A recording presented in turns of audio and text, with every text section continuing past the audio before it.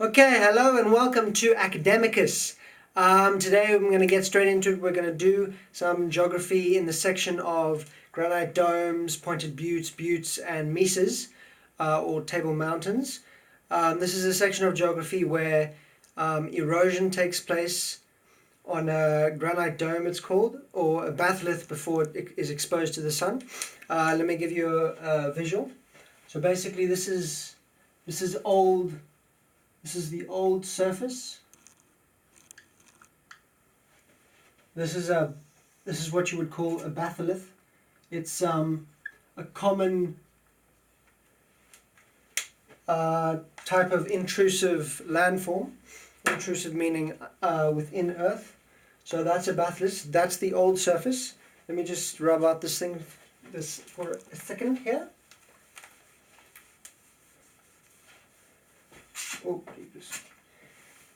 Oh, and then the creation of a granite dome is more or less erosion.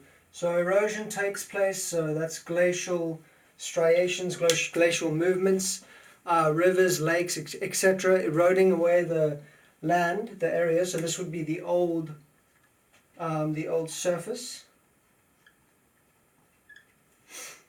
And then this is now called a granite dome because usually intrusive rock forms consist mainly of granite or dolerite, but yeah, it's called a granite dome after it is exposed to the sun. Let me just rub that out for a second. This board is so nice. Rubs out so well. Okay, so basically what forms from a granite dome are several things, namely on a plateau. So a granite dome, well, it's a bad drawing, but for this example it'll do. A granite dome will kind of look something like this. This is your old surface. This is your granite dome. From here, more or less, there will always be some kind of fault line. So let's say there's a fault line here, there's a fault line here. And from that fault line will come erosion. So rivers, lakes, etc., glacial striations, whatever it might be, will slowly start to cut away at these fault lines. And eventually, in time, over millions of years, these fault lines will become formations. For example, you would call this a butte. A butte has something called a cap rock, as does a table mountain or a mesa. So that's one feature, that's one feature of a granite dome that can form. Another one, the most important out of the four, I think there are, the four types of features, is the table mountain or the mesa. Obviously there are quite a few different names because these things are kind of global. So if you're in a place where I'm not calling this thing right, don't blame me. Blame education, I suppose. So a mesa is just a larger surface area where the plateau at the top hasn't eroded as much as the butte. So it still has a cap rock, but because it is larger, it's called a mesa. And then there are two more. The last one I'll do here. You see I rubbed out that section there because that would have been eroded away by erosion and weathering, etc.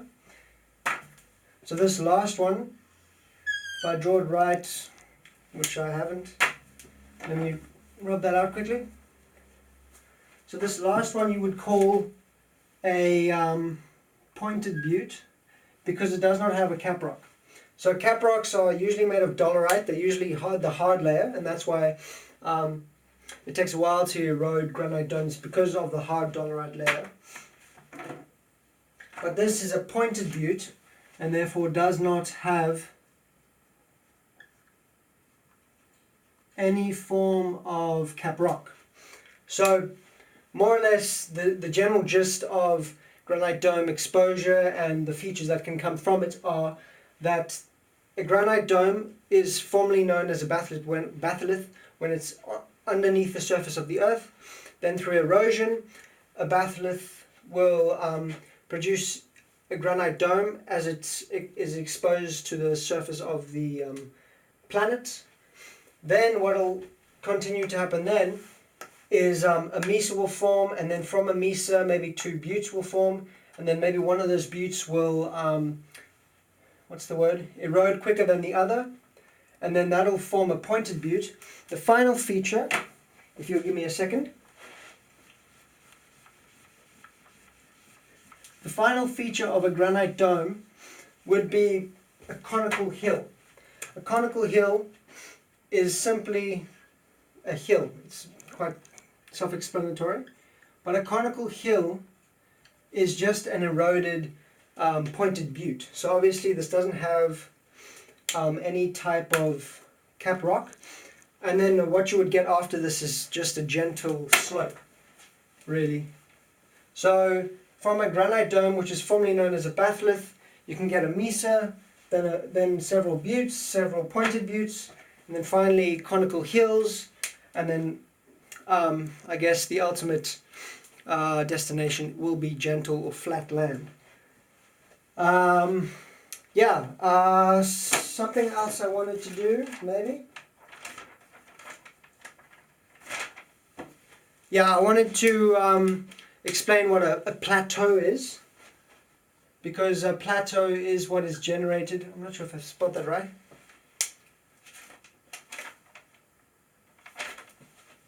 Okay, I have. So a plateau is what is generated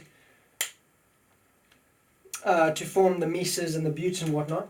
You saw I drew a shape that looked like this in the beginning. That would be your former batholith, which turns into a granite dome to form all these features. But a plateau is an important part of it. A plateau is a flat or level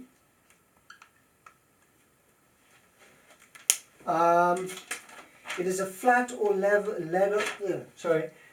area of land where landforms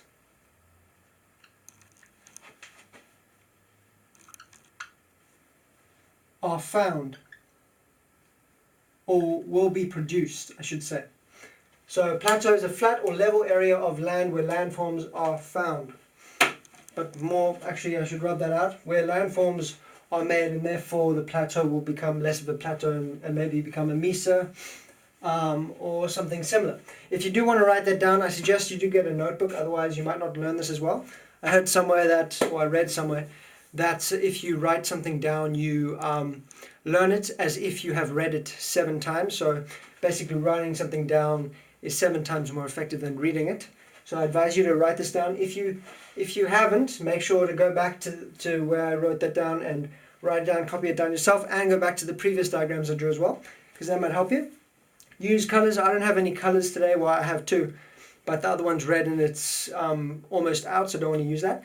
I'll get more cookies or markers, I should say, soon enough, so don't worry about that. But for today, I don't have any colors. I'm sorry about that. One last thing. Oh, yes.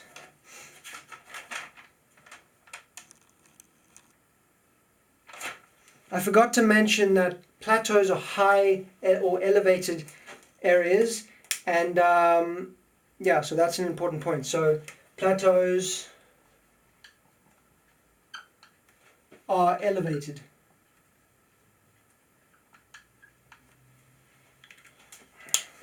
One final point that I want to say is that plains are more or less, in rough terms, the opposite of plateaus. So there are low-lying areas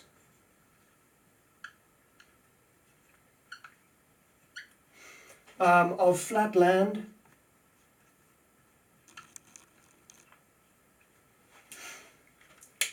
so basically, whereas a plateau would be this, a plain would be this. So this would be considered a plateau. Sorry, not a plateau. This would be considered a plain. because it's low-lying, this would be considered a plateau because it is high-lying. So you get the gist of that more or less. And that is all I wanted to teach you today. I hope you enjoyed the video. I hope you watch another one. I hope you've learned from it, most importantly. Because here at Academicus we obviously like to learn, hence the name, hint the name. But yeah, thank you for watching the video very much. I do appreciate it. If you do want to subscribe, hit that subscribe button, like the video if you liked it, and I'll see you on the next one.